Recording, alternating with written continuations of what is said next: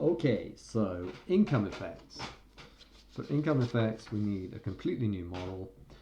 In the book, I tried to do like a mathematical model of this, but it ends up, it's just a bit too complicated. There's, to be worth it, there's a model in the book you can take a look at if you like, but you don't need to. Income effects are tricky to include in macroeconomic models, especially in combination with price changes. The models become a lot less tractable, they get much more tricky. Okay, we opt for an extremely simple model with lexicographic preferences. That's like it's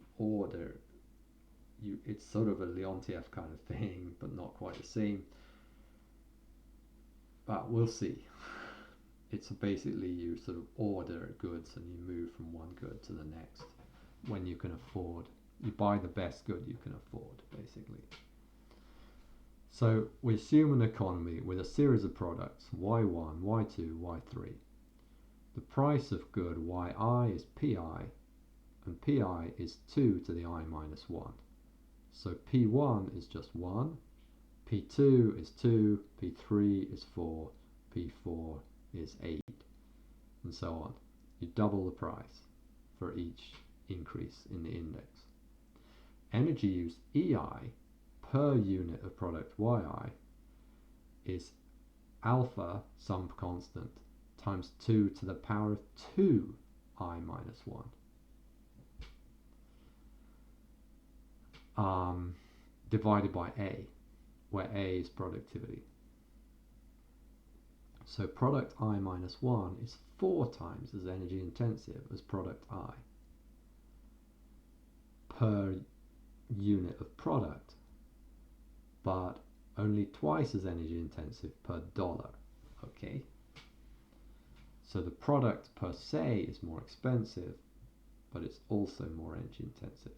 So we can think of getting from A to B. If the product is like transport from A to B, then if you like take the car, that's one cost, or take the bus or something. If you fly, that's another cost. And here, the flying, if that's the second alternative, it's like twice as costly and 4 times as energy intensive. Okay, that's the idea if we move up 1 on the index. A, productivity, is both labor productivity, AL, and energy productivity, AR. So that's capturing the idea that these different productivities, remember, they're all growing at similar rates. Furthermore, the wage also grows at that rate, which is also what we observe, right? Wages, on average, tend to grow at the same rate as GDP and productivity in the economy. In the first period, we just set A equal to 1. So A period 1 is equal to 1, or A1. Let's not use that subscript because then it's confusing with the other subscripts. And we assume, for simplicity, otherwise it gets super messy, energy costs are a small, like very small part of total costs. So what's going to happen? The key thing is the final thing now at the top of the page. Workers who have a wage A per year demand at least 1 unit of consumption per year. So they want at least 1 of Y1, Y2, Y3, or whatever. So you can think of it as food or transport and so on. They want enough to eat. They want to get from A to B and so on. And when they get richer, it's not that they eat more or travel back and forth between A and B more. They choose more luxurious ways of doing it. They choose fancier food, faster ways of traveling, whatever. And these luxury alternatives, they are more expensive and more energy intense per dollar. Yeah, so that's the increase in energy intensity is bigger than the increase in the expense. And this is the lexicographic thing. They choose the most expensive product they can afford under the restriction. of achieving total consumption 1. So you might want to pause the video if you like and try to answer these questions. What product do they choose in period 1? They choose product 1. What product do they choose in period 2 when A becomes 2? Now they can afford product 2. What is energy use in periods 1 and 2? Let's see if I can work this out. I haven't got this prepared. Energy use, EI over YI. YI is always 1. So EI is the same as EI over YI when in equilibrium. It's alpha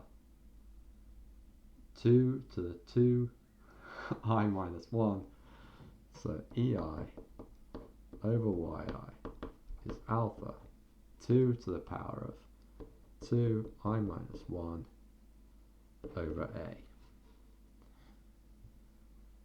So when A is 1, then we're on good 1. I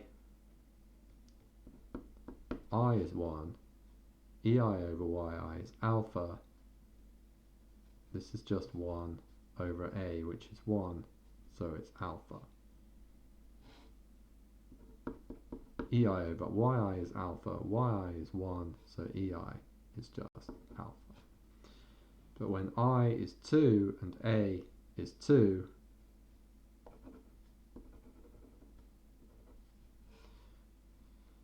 now we've got 2 minus 1 is 1, so this is 2 times 1 is 2, that's 4 alpha over 2.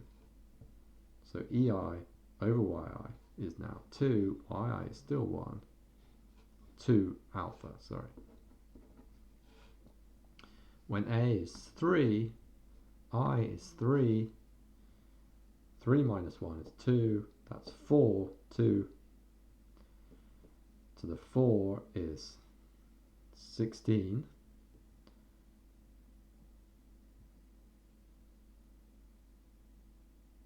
Sorry, A is not 3, A is 4. 16 over 4 is 4 alpha, and so on. So as productivity goes up from 1, 2, 4, 8, so on, the index of the goods we choose goes up by 1 each time, and energy consumption goes up by a factor of 2. If we just stuck to the same product instead of moving up, then like if we call that EI star or something, if we just held I constant and consumed more of it, then so I would just be 1 the whole time, this would just be 1, and energy consumption over YI would just be alpha over A. But YI is equal to A if we're consuming the simple good the whole time, so energy consumption there would just be alpha.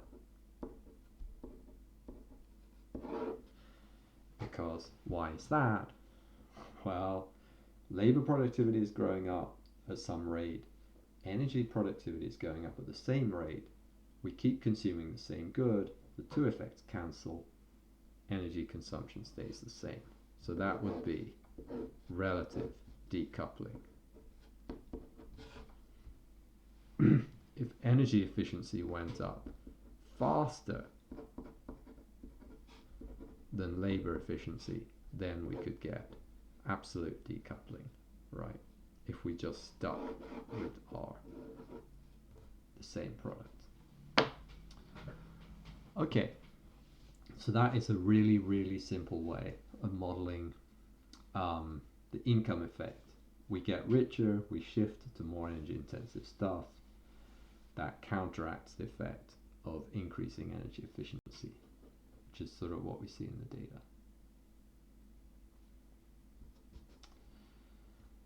What's the effect of an energy tax? It hardly has any effect, okay, because energy costs are only a small part it's not really about energy costs.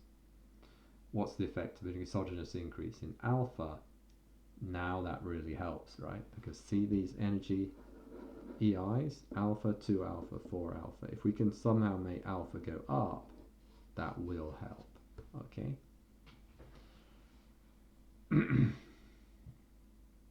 So if we can make AR go up faster than AL, that will help when things are driven by an income effect. Whereas it didn't help much when it was driven by a substitution effect. There's not much rebound in this model. It's not about rebound. It's about we got richer and rich people like energy intensive stuff.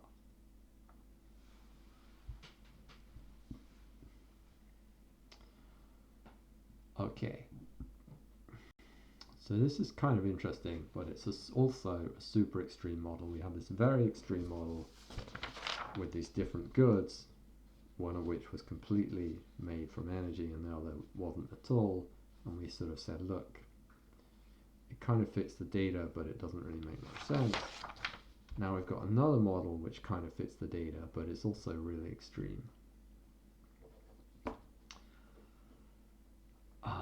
But maybe has a bit more to say about reality. It's like a bit closer to reality, possibly, than this one.